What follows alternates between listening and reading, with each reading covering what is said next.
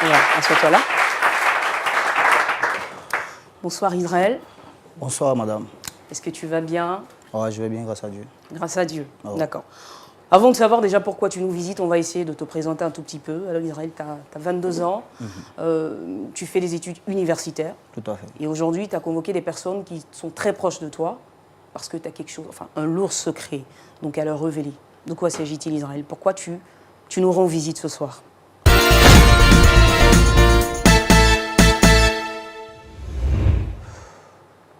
Bonsoir, cher public. Mon problème est assez délicat. Ce soir, je vais annoncer à mes parents que j'ai eu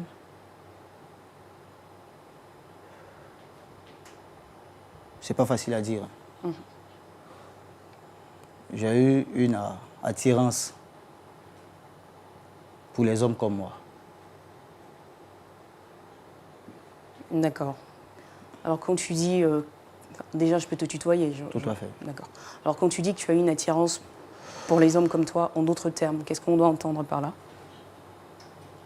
En d'autres termes, je vais dire que j'ai été homosexuel. D'accord. Alors je pense que c'est une situation quand même assez délicate puisque tes parents, je suppose qu'ils sont tous deux chrétiens. Oui. Toi également tu l'as été, sinon tu l'es. Oui. Tes parents sont engagés dans ton assemblée. Alors, comment est-ce que la graine est née? Enfin, je veux dire, comment est-ce que tout ça s'est arrivé? Il y avait comme ça, il y a 4 ans, je regardais comme ça une émission télévisée. Et par hasard, je suis tombé sur un film. Un film où il y avait 2 homosexuels. Et j'ai été surpris de ce que cela ne me choque pas. Et du coup, je me suis identifié à ces deux personnages-là. Et tu as voulu aussi t'essayer à cela. Voilà, je me suis essayé à ça. Donc je suppose que c'est comme ça que la graine a été déposée dans ton esprit. Tout à fait. Et tu as voulu t'essayer à cela. Mais à quel moment, à partir de quel moment justement, tu t'es adonné exactement à cette pratique? C'était après l'obtention de mon bac. Mes parents m'ont payé des études de commerce à l'étranger. Et c'est ainsi que j'ai pris mon vol et je suis allé. Allez, pour des études à l'étranger, juste après l'obtention de ton bac. Tout à fait. Alors quand tu arrives donc en terre étrangère, quel type de vie est-ce que tu mènes là-bas déjà pour commencer? D'abord, ce n'était pas facile parce que mes parents, ceux-là qui devaient m'héberger, n'étaient pas chrétiens. La famille d'accueil en fait. Ma famille d'accueil n'était pas chrétienne et ça a eu déjà un impact sur moi. Donc il n'y avait plus à faire de prières familiales, les prières du matin, les prières du soir, les cultes du dimanche. Même pour sortir, même il n'y avait plus de restrictions de sortie. Tout était à ma guise, j'étais livré à moi-même. D'accord. Voilà ce qui a un peu joué sur moi. Mais je veux dire, quand tu as commencé à te rendre compte que ta foi était en train de prendre un coup, pourquoi est-ce que tu n'as pas automatiquement avisé tes parents pour leur en parler? En toute franchise, j'ai eu peur. J'ai eu peur qu'ils me fassent revenir au pays. Voilà la raison pourquoi je n'ai pas eu à les tenir informés. Parce que pour eux, je me portais bien là-bas. Je menais une bonne vie. Bon. Aussi, je n'en parlais pas à quelqu'un, même pas à mon entourage. Voilà un peu. Alors la famille d'accueil dans laquelle vous étiez, justement dans ce pays étranger, vous permettait tout. Il n'y avait pas de limite. Vous aviez la possibilité de faire en fait tout ce que vous vouliez. Donc de sortir comme vous le vouliez, de rentrer à des heures. Puisqu'ils n'étaient pas chrétiens. D'accord. Donc il n'y avait pas de quartier, c'était comme ça. C'était quartier libre. Voilà. D'accord. Donc vous avez commencé à fréquenter des gens qui s'adonnaient également à cette pratique. Oui, j'allais dans les bars, dans les bars pour homo. Bon, c'était pas vraiment la vie que je devais avoir. Donc voilà pourquoi cela a eu un impact sur moi. Et vous saviez en fait que cela n'était pas bien? Est-ce qu'à un certain moment, votre conscience essayait de vous rappeler à l'ordre un tout petit peu? Oui, parce que je suis issu d'une famille chrétienne. Donc, peu importe ce que je fais, la semence qui est en moi me rappelle toujours ce que je fais. Mais j'étais déjà engagé dans cette histoire d'homo-là. Donc, je ne pouvais plus faire machine arrière. Vous ne pouviez plus faire machine arrière. C'est vrai que vous ne l'avez pas dit à vos parents par peur donc, de revenir justement dans votre pays. Mais est-ce que vous avez tenté de trouver de l'aide, solliciter de l'aide autour de vous, parler à quelqu'un, d'autres personnes chrétiennes aussi comme vous, pour trouver... Pas vraiment. Vous ne l'avez pas fait. Je n'ai pas essayé de le faire. Vous avez fait combien d'années à l'étranger? Vous avez passé combien de temps là-bas? J'ai fait 3 ans. Ça fait 3 ans. Après l'obtention de mon diplôme, je suis rentré. Et pendant ces 3 années, dans ce pays-là, vous vous êtes adonné à cette pratique? Tout à fait. D'accord. Alors aujourd'hui... Ça s'est passé à la 2e année. À partir de votre 2e année. D'accord. Et aujourd'hui, vous êtes de retour. Donc, vous nous dites que vous convoquez vos parents justement sur ce plateau pour leur annoncer que vous avez été homosexuel à un certain moment. Est-ce qu'il y a une autre raison pour laquelle, effectivement, vous voulez que vos parents le sachent? Ou c'est juste pour ça? Il y a une autre raison, mais je vais leur dire ça lorsqu'ils seront là. D'accord. Est-ce que vous avez le sentiment d'avoir gâché quelque chose dans votre vie? Est-ce que vous avez des regrets aujourd'hui, des remords de ce qui s'est passé? Est-ce que... Je me sens coupable. Je me sens coupable. Tout ce que j'ai eu à faire là-bas fait que je me sens pas bien lorsque je suis dans la présence de Dieu. Je me sens très sale. D'accord. Je me dis au fond de moi que j'ai pas ma présence au milieu du peuple de Dieu. Voilà un peu. Tu n'as pas ta place en fait au milieu du peuple de Dieu. C'est-à-dire que quand tu es revenu au pays, tu as repris les activités religieuses avec tes parents, puisqu'ils ne sont pas censés savoir ce que tu as mené comme vie de l'autre côté. Oui. Tu leur as encore caché cela et tu as recommencé à aller à l'église. Malheureusement, tu te sens comme un intrus dans la présence du Seigneur. Et c'est tout cela qui te pousse aujourd'hui à vouloir absolument te libérer, te soulager, en tenant tes parents informés de ce que tu as fait de l'autre côté. Tout à fait. Alors, sachant que tes parents sont des personnes très engagées dans l'Église, est-ce que tu appréhendes un tout petit peu leur réaction ce soir? Bon, puisqu'ils sont chrétiens, je vais essayer de leur expliquer et trouver une solution, parce qu'il y a solution à toute chose. Voilà pourquoi je suis là. Donc ça veut également dire que tu as décidé d'en finir avec cette vie qui n'honore pas le Seigneur, de tourner la page et de demander sincèrement pardon à tes parents, mais aussi à Dieu. Tout à fait. D'accord.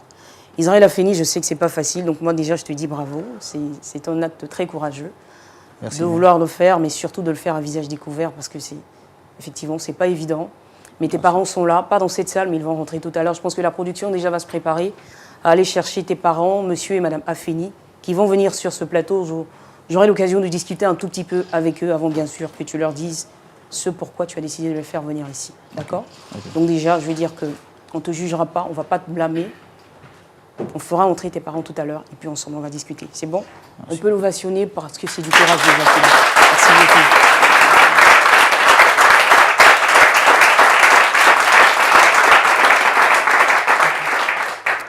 Voilà, que tu as décidé donc de jouer la carte de la transparence. Tes parents vont nous rejoindre, monsieur et madame Afeni, que je vous prie de recevoir maintenant, s'ils sont là. Voilà, on les reçoit. Merci.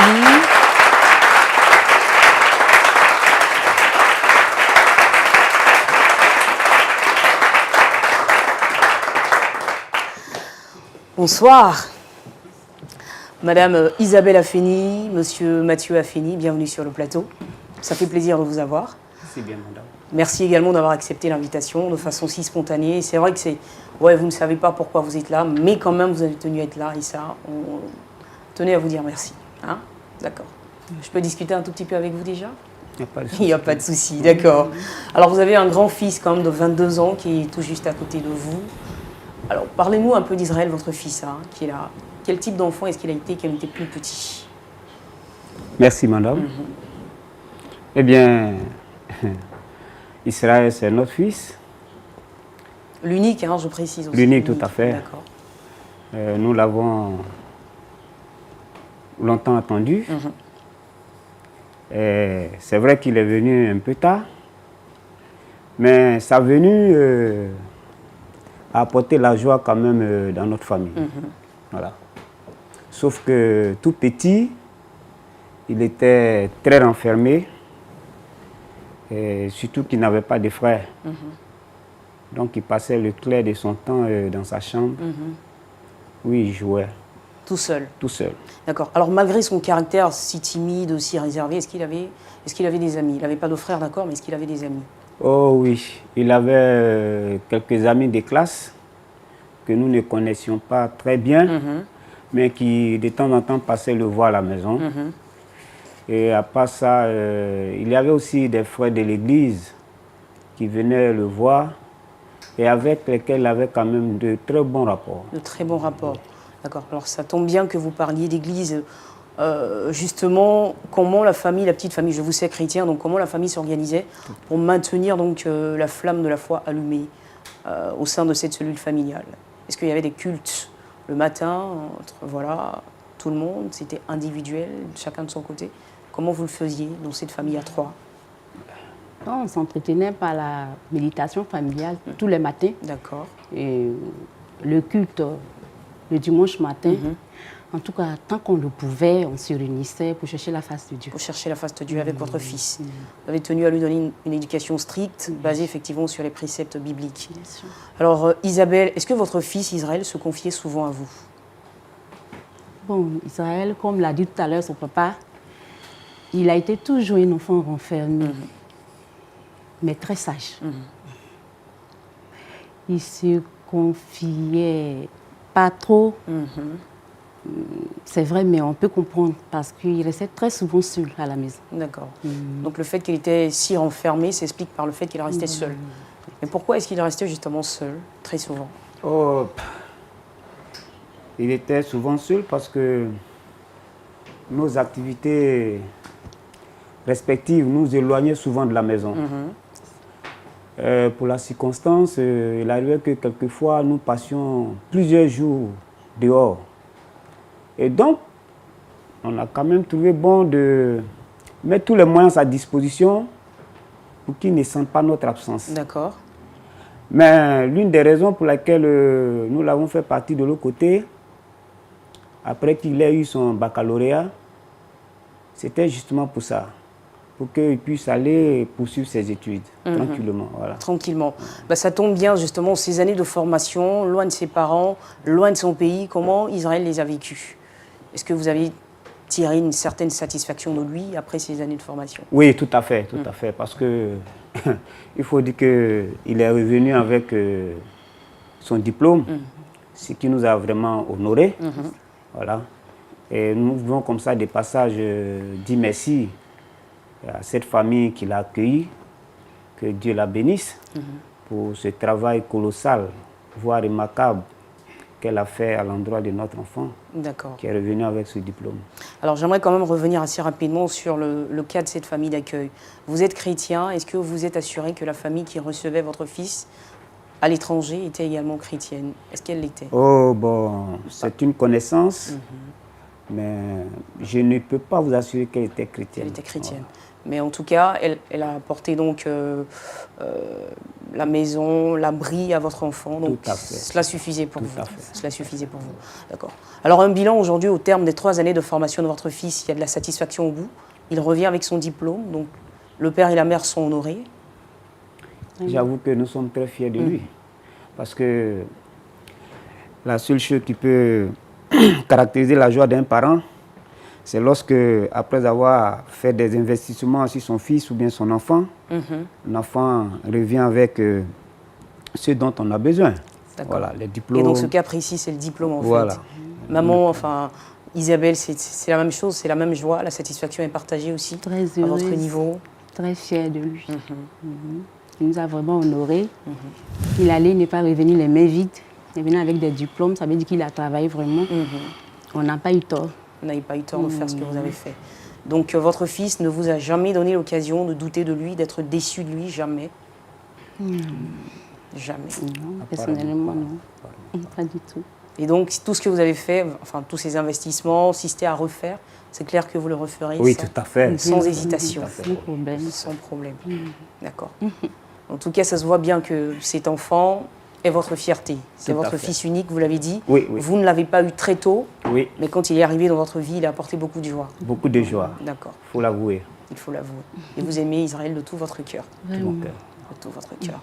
D'accord, ça fait plaisir de savoir effectivement que il y a de l'harmonie, il y a surtout de l'amour de parents pour leur enfant dans cette cellule familiale-là. Nous en sommes contents. On va en revenir donc au motif de votre présence ici. C'est votre fils qui a demandé à ce que vous soyez là. Mais pourquoi? Je pense qu'il est mieux placé que nous pour lui dire. Alors je vais simplement lui donner toute la place. Israël, tes parents sont là. Je pense qu'ils sont prêts à entendre ce pourquoi tu les as fait venir sur le plateau. Et c'est donc à toi de jouer. Merci, madame. Je t'en prie. Maman. Papa. Je vous dis merci beaucoup. Merci pour tout ce que vous avez eu à faire pour moi.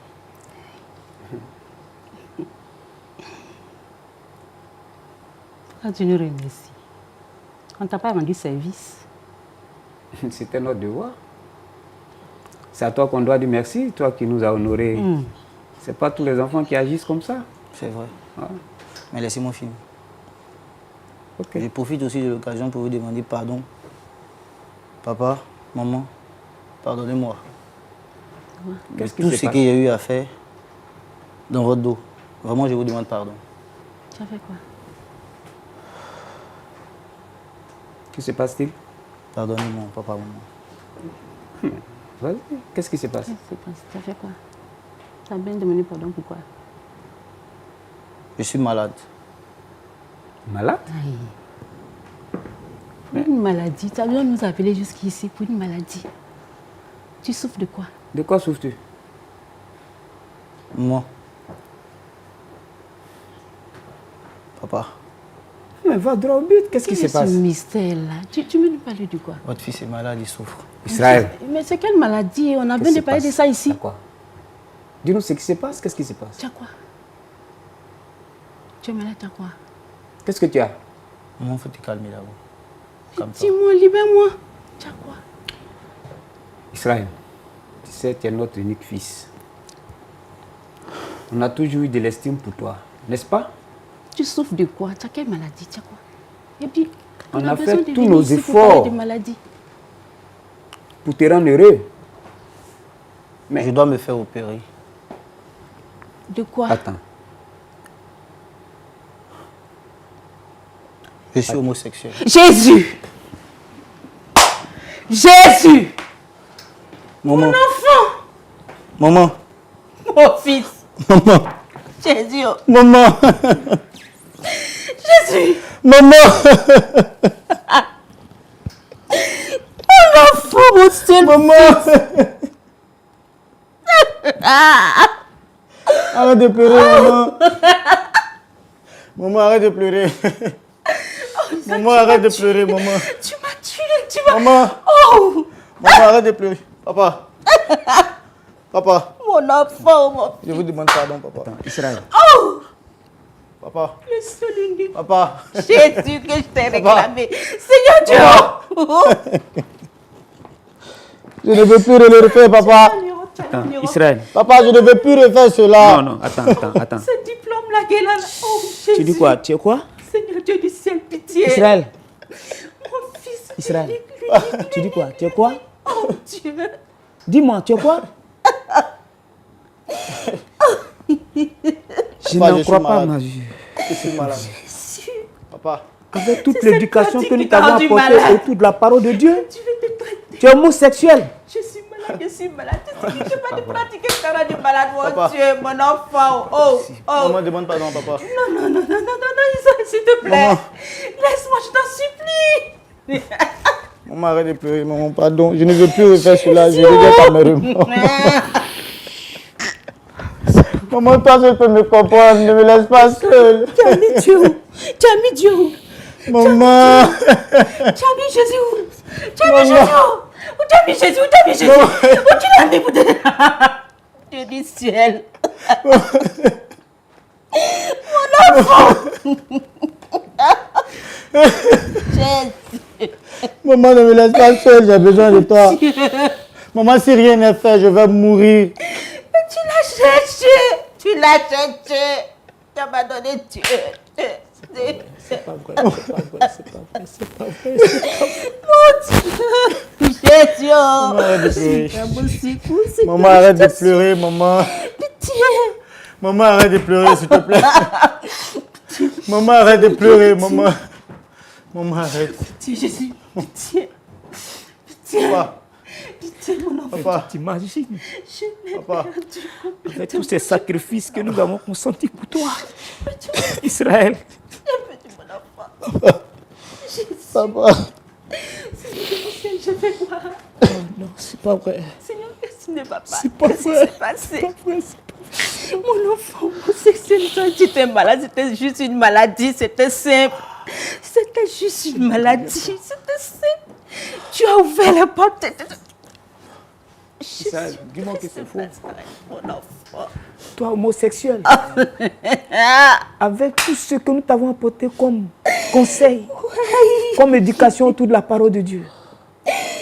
Attends, comment tu t'es arrangé? Israël. Israël. Papa. Réponds-moi, comment t'es-tu arrangé? Homosexuel. Jusqu'à contracter une maladie. Non, c'est pas vrai. Dis-moi que c'est faux. Dis-moi que c'est faux. Je ne m'en reviens pas. Je dormir, je fais un rêve, je suis en train de faire un cauchemar. Seigneur, réveille-moi, je t'en supplie. Oh Jésus, dis-moi que c'est faux. Maman, calme-toi. Mon fils, l'unique, le seul. Maman, calme-toi, je suis là, maman. Maman, Ah, ils sont énormes. maman, calme-toi. Oh Tu m'as Seigneur, blessé, tu m'as blessé, tu m'as Maman, blessé. calme-toi. quelle Tu m'as déception. blessé. Maman, calme-toi, s'il te plaît. Maman. Tu as blessé mon cœur, tu as blessé mon âme. Pasteur, ça va être Attends. difficile de continuer Tu as l'émission. hein. blessé Il y a mon beaucoup esprit. d'émotions. Tu as blessé tout mon être entier. Waouh. Papa, demande Tu m'as pardon à maman. Est-ce que tu blessé. es conscient? Jésus. Tu es conscient de l'acte que tu es en train de poser? Israël. Dieu du ciel, Mais c'est pas vrai, c'est pas vrai. sauve-moi. Isabelle, Mathieu, je comprends ce que vous pouvez ressentir en cet instant et c'est vraiment très douloureux. Très douloureux. Et je sais que vous aurez forcément besoin de toute la force du Seigneur, effectivement, pour... Franchement, tu nous as déshonorés. C'est un déshonneur. Qu'est-ce qu'on dira de nous à l'église? Qu'est-ce qu'on dira de nous? Je ne sais pas quoi te dire. Je suis tellement déçu. On a mal fait ton voyage. On a mal fait. Je suis tellement déçu. Je suis tellement On a mal déçu. fait. Je suis tellement déçu. On a mal fait. On s'est Oh, trompé. c'est pas vrai, Seigneur. On ne devait pas, c'est ça. On ne devait pas. Jésus. Oh Seigneur Dieu. Tu as terni notre image. Jésus, pitié. Eh bien, regarde, dans quelle situation tu nous plonges. Seigneur. Qu'est-ce qui s'est passé? Qu'est-ce qui se passe? Et qu'est-ce qui prouve que tu vas t'en sortir avec cette Qu'est-ce qui maladie? se passe? Qu'est-ce qui se passe? Seigneur, s'il te plaît, Jésus. Tu es notre unique fils. Pour qui on a consenti tant de sacrifices, Jésus, viens à mon secours. tant d'investissements. Jésus, viens, aide-moi, je t'en supplie. Aujourd'hui, c'est ce que tu nous envoies comme récompense. Maman, s'il te plaît. Isaac, s'il te plaît, je ne veux pas t'entendre, je t'en supplie, tais-toi. Tais-toi, ne dis plus rien, Jésus. Papa. Je Papa. ne veux pas te haïr. Alors Israël, je pense qu'il faut... Israël, laisse-les aussi, hein. Laisse-les. Parce que le choc est vraiment très fort, la secousse est forte. Donc laisse-les. Le temps pour moi, effectivement, de me tourner aussi vers le public. pour savoir ce qu'il pense de cette situation. Est-ce que le micro déjà est... Voilà, le micro est quelque part. D'accord. Pasteur Ivad, sinon on commence en même temps avec vous tout de suite pour avoir une petite analyse déjà pour commencer de cette... Ok, merci Claudia. Oui, bonsoir pasteur. Oui, bonsoir Claudia. Je dis Yako aux parents. Yako aux parents, nous sommes tous parents. Nous pouvons comprendre ce qu'ils ressentent. Je leur dis Yako. Mais je les mets face à leurs responsabilités. Ils ont commis beaucoup d'erreurs, les parents. Ils ont commis beaucoup d'erreurs. La première erreur qu'ils ont commise, c'est de laisser l'enfant seul. Tout seul, tout le temps. Il est fils unique, leur travail les éloigne. Il est toujours seul. Il a regardé des films qu'il ne fallait pas. La deuxième erreur, c'est de le laisser partir de l'autre côté trop tôt. Israël a 22 ans. Il allait faire 3 ans en Europe. C'est-à-dire qu'il est parti autour de 19 ans. Exactement, juste après l'obtention de son bac. Voilà, c'est trop tôt. Ce n'est pas forcément là-bas que je trouve les bons diplômes. On peut avoir des diplômes en Côte d'Ivoire, ici en Afrique, ici aussi il y a de bonnes écoles. Il vaut mieux veiller sur l'enfant que de vouloir lui donner forcément des diplômes ou bien quelque chose de ce genre. Il est parti trop tôt, trop faible, trop enfant, et il est revenu avec ce désastre. Voilà, c'est ce que je peux dire pour le moment. Pour l'instant, d'accord. Merci. Quelqu'un d'autre dans le public aussi souhaiterait intervenir sur l'histoire d'Israël Afeni. Bonsoir, cher frère, vous allez bien? Bonsoir, c'est le frère Angui. D'accord. Je considère son histoire comme un peu opposée à la vie de Daniel et ses compagnons. Daniel et ses compagnons ils avaient environ 17 ans. Ils ont été déportés dans un pays idolâtre, mais arrivés là-bas, ils ont su imposer leurs croyances et jusqu'à ce que le roi lui-même il reconnaisse le Dieu de Daniel comme le véritable Dieu. Et je pense que tout chrétien, quel que soit le lieu où nous sommes, nous devrons vraiment rayonner. Alors, bon, j'apprécie déjà le fait qu'il ait reconnu qu'il a mal fait et qu'il a pris une mauvaise voie, mais reste à ce qu'il soit sincère, que Dieu lui pardonne. Voilà, c'est ce que je veux dire. Mais l'appel s'est lancé à tous les chrétiens. Partout où nous sommes, nous devrons vraiment rayonner parce que nous sommes la lumière du monde. Merci beaucoup. Pasteur Walter, on va venir aussi vers vous pour savoir justement comment vous abordez cette situation. Qu'est-ce que vous avez à dire? Le micro de ce côté. Bonsoir, pasteur. Oui, bonsoir. Effectivement, une situation bien dramatique qui nous est exposée ici. Je dirais plusieurs choses. Tout d'abord, bien sûr, la manière d'annoncer son comportement, sa vie aux parents. Il y a peut-être des manières différentes de le dire, mais tôt ou tard, il faut le dire quand même. Dieu pardonne tous les péchés, tous nos égarements, toutes les choses que nous faisons en secret ou en public. Et donc, auprès de Dieu, il y a toujours cette grâce. Maintenant, la grâce doit faire un chemin aussi. Et je ne suis pas sûr que les parents doivent tout prendre sur eux en se culpabilisant à fond. Bien sûr, ici, nous sommes au début de cette annonce qui a été faite et ils se rendent compte du drame et de la maison, du toit qui leur tombe sur la tête. Mais doivent-ils vraiment se culpabiliser entièrement? Est-ce que c'est uniquement leur faute? Nous sommes tous responsables de leur vie. Le jeune homme a un peu plus de 20 ans. Il est parfaitement responsable de ce qu'il fait. Il a commencé quelque part à ouvrir une porte qui lui a donné d'autres possibilités d'avancer dans ce qui est interdit, de ce qui est défendu, puis il le savait. Je pense qu'il faudrait bien sûr encourager ce jeune à peut-être trouver quelqu'un qui, dans une thérapie, puisse mettre le doigt dessus. Pourquoi c'est arrivé? Est-ce que c'est seulement parce qu'il a regardé des films, etc. Est-ce que c'est la seule raison? Et puis, je dirais le point positif, c'est il est d'accord de reconnaître les torts et de se repentir. Donc la grâce va faire son chemin. Il y a toujours de l'espoir pour celui qui se repent. Et Dieu est celui qui pardonne et qui accueille. Maintenant, va être l'étape aussi où les parents vont devoir l'accueillir tel qu'il est. parce qu'il est bien sûr en voie de changement. J'ai remarqué au contact de personnes qui ont été ou qui sont homosexuels, ils ont besoin d'être accueillis, reconnus, et aimés pour ce qu'ils sont. Et là vient le chemin du changement, s'ouvre le chemin vers le changement. Merci beaucoup, Pasteur Walter. Une autre personne dans le public? Sinon, on va ovationner donc toutes les interventions. Voilà une voix féminine juste derrière. Bonsoir, chère sœur, vous allez bien? Oui, ça va. Vraiment. Mon nom, c'est Diaye Hubertine. J'aimerais dire du courage aux parents parce que ce n'est pas facile d'accepter la situation telle qu'elle est. Et j'aimerais dire aux parents vraiment de ne pas regarder les hommes. C'est Dieu qui a envoyé leur fils vers eux, de ne pas regarder les hommes, mais de regarder plutôt Dieu. Parce que Dieu pardonne. S'il a permis ce moment, c'est parce qu'il a besoin du soutien des parents pour quitter dans cette situation qu'il vit. Merci. Merci beaucoup. On applaudit toutes les interventions. Formidable. Voilà.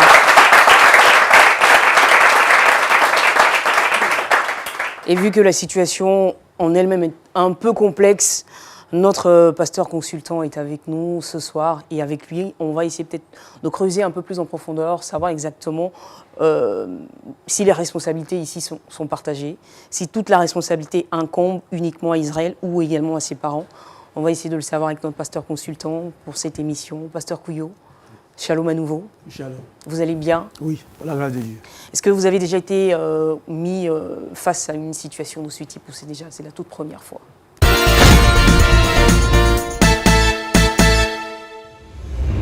Oh, c'est une première fois, oui, c'est vrai, mais en tant que pasteur, l'expérience du ministère nous a donné de rencontrer des problèmes similaires. D'accord. Au-delà de ces jeunes, il y a plusieurs jeunes gens, plusieurs jeunes filles qui vivent dans cette situation, mais le Seigneur les a libérés. D'accord. Donc il y a espoir. Il y a espoir. Il y a espoir pour ce jeune d'être libéré si son repentir est sincère. Mais ce que je voudrais déjà dire, le jeune lui-même, je voudrais d'abord le saluer, le féliciter de ce qu'il a eu le courage d'avouer ses forfaits. Ça, c'est déjà un pas très important. Il se rend compte que cette situation dans laquelle il s'est engagé est une situation qui est contraire à la volonté de Dieu. D'accord. Dieu n'est pas pour l'homosexualité. C'est une abomination, c'est un péché grave, c'est un vice contre nature.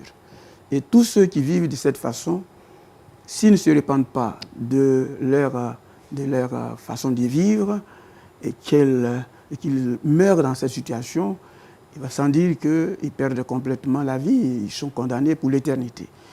Heureusement que pour lui, il est encore vivant et a possibilité de se ressaisir.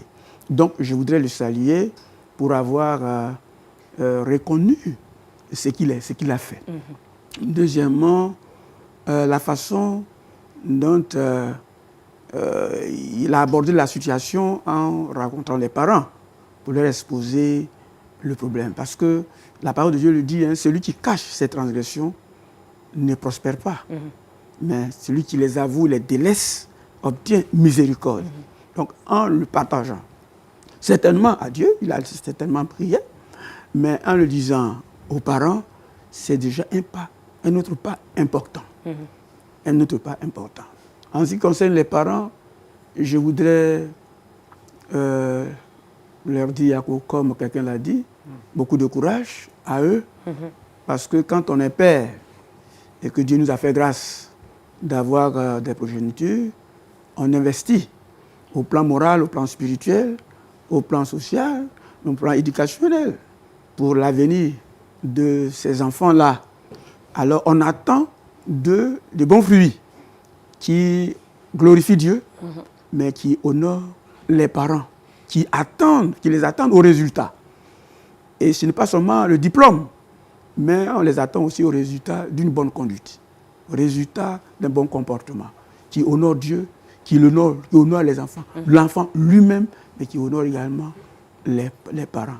Donc, je voudrais dire beaucoup de courage aux parents qui, pour eux, est un coup de foudre parce qu'ils n'imaginaient pas que leur enfant pouvait aller jusqu'à ce point être homosexuel. C'est vraiment un vice contre nature, une abomination devant Dieu. Mais en ce qui concerne la responsabilité, comme vous l'avez si bien dit, la responsabilité partagée, peut-être oui ou non. Mais ce que nous voudrions dire, certes, il nous a dit qu'il est à partir d'un film qu'il a regardé, qu'il a assisté. Et que la graine a été déposée. Il a eu donc l'attirance. Exactement. J'étais tenté de lui poser la question, est-ce que lui-même, il n'avait pas des antécédents, même si ce n'était pas l'homosexualité, l'attirance vers les hommes, est-ce qu'il n'avait pas un problème d'ordre, j'allais dire, sexuel? Parce qu'il y a des jeunes de cet âge-là qui pratiquent l'autosatisfaction, l'érotisme, la masturbation, si vous voulez. Et alors, quelqu'un qui est déjà dans le secret, qui plane dans le virtuel sentimental pour atteindre un certain plaisir malsain, il va sans dire que quand une occasion, comme celle-là au cours d'un film, se présente comme la pornographie et autres, les films pornographiques, ils vont verser dans l'immoralité, dans toutes sortes de bassesses et des dévergondages moraux. Donc, est-ce que lui-même, c'est la première fois qu'il a un problème, un tel problème? Aujourd'hui, on sait que c'est l'homosexualité. Mais est-ce qu'il n'y avait pas des antécédents dans ce sens-là? Si oui, il faut qu'il avoue. Il avoue que, bon, mais avec son pasteur, une cure d'âme assez profonde, un suivi pour que vraiment il soit libéré. La responsabilité des parents, moi je pense que les parents, dans un premier temps, ont bien agi. Parce qu'il est de la responsabilité des parents d'éduquer leurs enfants, de faire ce qui est à leur pouvoir. Donc de les éduquer dans la voie du Seigneur. C'est ce qu'ils ont fait. C'est ce qu'ils ont fait. Et l'enfant, jusqu'à l'âge de 22 ans, a dû quitter la famille pour des études. Et c'est tout à fait normal. Il y a des enfants, même de bas âge, à partir de 15 ans déjà même, qui quittent les parents, qui vont ailleurs poursuivre les études selon la capacité intellectuelle qu'ils ont, mais ils ne versent pas dans l'immoralité. Pourquoi? Parce qu'ils ont reçu une bonne éducation. Ou alors, l'éducation qu'ils ont reçue a eu un impact significatif sur leur vie. Les parents ont joué leur partition, mais je me rends compte que, comme bien d'autres jeunes, tout ce que les parents ont fait n'ont pas eu d'impact sur leur cœur. La responsabilité incombe, pas aux parents, mais à lui-même, qui n'a pas bien digéré, qui n'a pas bien appris ce qu'il a reçu de la part du Seigneur, puisqu'il est chrétien, il part à l'église. Et les pasteurs, la prédication, les études, les prières et les cultes des familles n'ont pas eu d'impact. Donc il n'a pas veillé sur sa foi, il n'a pas veillé sur sa volonté, il n'a pas veillé sur son libre arbitre. Alors la responsabilité, pour ma part, incombe d'abord au jeune lui-même, puisque les parents ont joué leur partition. Mais dans ce qui concerne l'amener en dehors du pays, le confier certainement à un ami, une connaissance qui ne connaissait pas le Seigneur, oui, ça arrive. Parce que vous arrivez dans un pays, dans une ville, ce n'est pas toujours aisé de trouver un chrétien et bien qu'il soit disposé à vous rendre ce service. Les enfants même peuvent être dans un internat.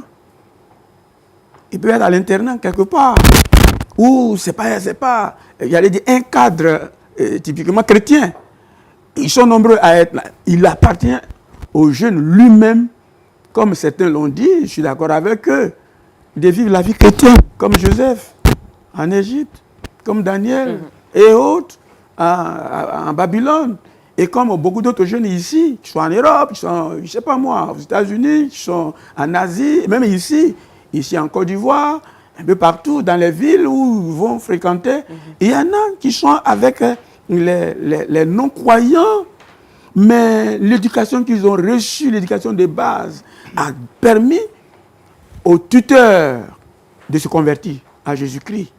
Donc, la responsabilité peut être partagée, mais je crois, pour ma part, qu'elle incombe beaucoup plus. Elle incombe beaucoup plus aux jeunes à Israël parce qu'il est mature, il est majeur. 22 ans, c'est quand même assez responsable. Si c'était un tout petit enfant de 8 ans, 9 ans, 10 ans, on pouvait dire, mes chers parents, vous avez très tôt laissé les enfants. L'enfant allait, il n'est pas encore mature, et vous l'avez sévré. Alors, voilà un peu ce que je peux dire. Mais il y a espoir. Il y a espoir qu'Israël soit libéré. Est-ce qu'il y a vraiment espoir? Parce que là, il revient avec une maladie. Est-ce qu'il s'en sortira? On ne le sait vraiment pas. Une opération qu'il doit absolument... Le Seigneur est fidèle. Dieu est fidèle. Il a dit, celui qui reconnaît ses transgressions, qui les avoue, il les abandonne, obtient miséricorde. Or, dans la miséricorde, il y a l'amour de Dieu, il y a la grâce de Dieu, il y a la puissance de Dieu. Il y a cette intervention divine dans la grâce. C'est Dieu qui nous fait miséricorde. Pourquoi? Parce que nous étions morts. Mais le Seigneur nous ayant fait miséricorde, il nous a ressuscités. Ça veut dire quoi? Notre corps qui était mort, notre âme qui était morte, notre esprit qui était mort, par la puissance de Dieu, notre être tout entier, esprit, âme et corps, a repris vie. Donc, notre Seigneur est le Dieu des guérisons. S'il autorise qu'il soit opéré avec les moyens que les parents mettront encore à sa disposition, Dieu peut intervenir. Tout comme il peut recevoir la guérison, la délivrance même de ce vice-là, charnel ou même démoniaque, par la prière, il peut en être libéré. Il peut en être libéré parce qu'il n'est pas le seul à avoir vécu de cette façon. Il y a plusieurs jeunes gens, des hommes, des femmes, qui sont des lesbiennes, il y en a qui sont des homosexuels, il y en a qui sont allés même au bord du suicide. Mais lorsqu'ils ont entendu l'évangile de puissance et qu'ils sont confiés aux hommes de Dieu, ces derniers leur ont prodigué des conseils qu'il fallait par la prière. Aujourd'hui, ils ont recouvré la vie, la délivrance, la libération. Et je connais le témoignage de certains mecs qui sont devenus des serviteurs de Dieu. Je connais le témoignage des jeunes filles qui étaient des donzelles dans le quartier. Des filles qui s'adonnaient à toutes sortes de voluptés, vivaient dans la prostitution professionnelle. Mais lorsque ces jeunes filles ont reçu Jésus-Christ comme leur Seigneur et leur Sauveur personnel, le Saint-Esprit les a libérées. Elles ont abandonné complètement la prostitution et elles se sont mises au service de Dieu. Il y en a même qui sont devenus aujourd'hui des épouses, des serviteurs de Dieu, des pasteurs, donc des évangélistes. Donc Dieu est capable de libérer Israël. Et comme il s'appelle Israël, l'histoire de la parole de Dieu nous dit, on sait Jacob et son parcours, mais à un certain moment, il a lutté avec Dieu et il s'en est sorti vainqueur. Le Seigneur a changé son nom, tu ne t'appelleras plus Jacob, le supplanteur, le menteur, le voleur. Mais le vainqueur, il a lutté avec les hommes, il a lutté avec Dieu.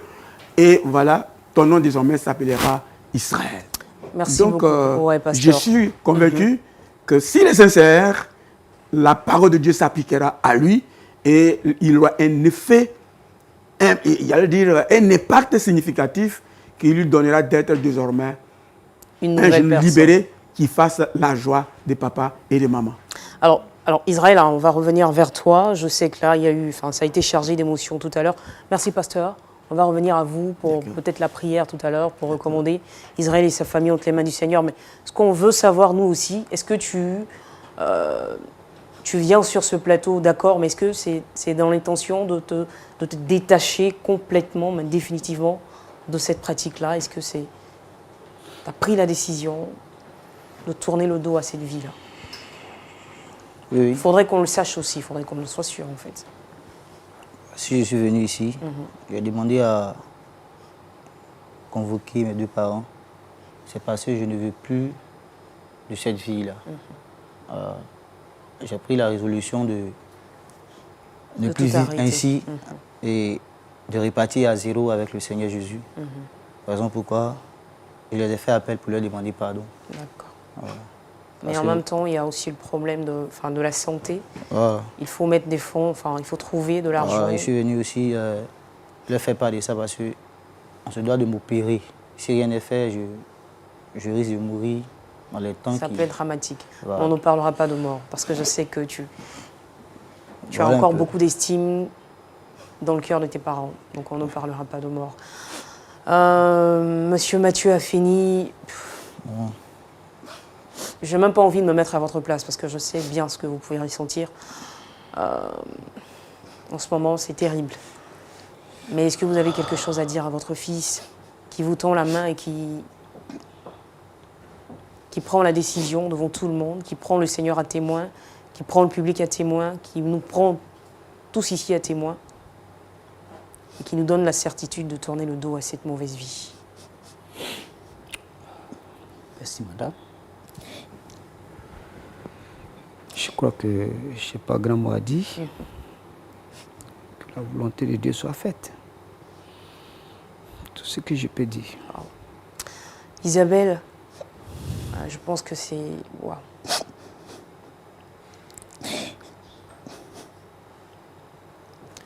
Voilà. Je vais pas forcer les choses, hein. Je ne vais pas la forcer à parler. Pasteur Ivan, je ne forcerai pas la maman à parler parce que je sais qu'elle n'en a même pas la force. Le Père a dit que la volonté de Dieu soit faite. Il remène tout entre les mains du Seigneur. Je pense que c'est la meilleure chose qu'il pouvait dire ce soir, en tout cas, de tout laisser entre les mains du Seigneur, que Dieu organise la suite de votre vie. Dieu a la solution à tout. Pasteur Couillot, oui. On va peut-être aussi la recommander donc, à la grâce du Seigneur. Oui. Et penser aussi à toutes les familles dans la même situation. D'accord. Donc, c'est dur comme une situation, c'est dramatique, mais le Seigneur est celui qui pardonne. Exactement. Et le Seigneur voudrait que nous pardonnons nous aussi. C'est ce que nous ressentons là, c'est ce que le Seigneur ressent lorsque nous péchons. Le cœur de Dieu est touché lorsque nous commettons des transgressions, toutes sortes de vices et des passions, de l'injustice, de l'iniquité. Le cœur de Dieu est touché. Mais lorsque nous nous adressons à lui, il nous pardonne. C'est pourquoi je demande au Père, il est touché, il est dépassé, il est bouleversé, mais qu'il pardonne à son fils et bien tous les désagréments qu'il a dû lui causer. À maman également, qu'elle pardonne. Parce que le pardon libère. Le pardon libère. Donc je demande aux parents vraiment de lui accorder le pardon. Mais le jeune également, Israël lui-même, qu'il se pardonne lui-même. Qu'il accepte le pardon des parents, le pardon du Seigneur et la résolution qu'il prend. Un ami de Job lui dit, à tes résolutions répondra ton succès. Alors avant que vous priez, Pasteur Couillot, je vais demander à Israël en fait de tenir la main de sa mère, mais également de tenir aussi la main de son père. Papa. Mathieu a fini, essaie de tenir la main de ton fils, s'il te plaît. Voilà. D'accord. Et puis on va les recommander à Dieu. Nous allons prier le Seigneur. Notre Dieu et notre Père, qui est aux cieux, mais qui est avec nous par ton esprit. Nous voulons te bénir, te louer et te rendre toute la gloire de ce que, effectivement, tu es le Dieu d'amour, le Dieu de grâce, le Dieu de miséricorde, le Dieu de paix, le Dieu qui nous veut vivants, le Dieu qui a la solution à nos problèmes. C'est dans le nom de Jésus-Christ que nous nous approchons de toi et te prier, notre Dieu, pour ce jeune homme Israël, mais aussi pour ses parents. Et au-delà de cette famille, tous ceux et toutes celles qui se reconnaissent dans ce péché assez grave. Notre Dieu et notre Père, qui nous a demandé de confesser nos péchés. Et celui qui confesse ses péchés au Seigneur, le Seigneur est juste et fidèle de lui les pardonner. C'est pourquoi, Seigneur, nous nous approchons de toi. Et nous t'apportons Israël, nous t'apportons ses parents et tous ceux et toutes celles qui se retrouvent, notre Dieu, dans ses vices et passions. Afin que toi qui nous as pardonné en Christ, toi qui nous as donné ton Fils, qui a été crucifié à la croix, qui a versé son sang à la croix, afin de nous purifier, de nous laver. Lui qui est l'agneau de Dieu, qui ôte le péché du monde. Seigneur, nous voulons qu'au nom de Jésus-Christ, ce jeune homme soit libéré de ses vices, de ses passions, Seigneur, de ce plaisir-là, Seigneur éternel, que par la puissance du nom de Jésus-Christ, par la puissance de la mort de Jésus-Christ à la croix, la puissance de la résurrection de Christ, par la puissance de sa glorification, la puissance du Saint-Esprit de Dieu, par la puissance de l'Évangile, et qui est la puissance de Dieu pour le salut de quiconque croit. Seigneur éternel, par la puissance de la prière en ton nom, Seigneur éternel, accorde-lui la délivrance, accorde-lui le pardon, accorde-lui, notre Dieu, la paix, afin que notre Dieu, il soit né de nouveau par la puissance du Saint-Esprit et qu'il soit une nouvelle créature. Seigneur, pardonne notre Dieu, Seigneur éternel, toutes les erreurs qui ont été faites dans la famille, que lui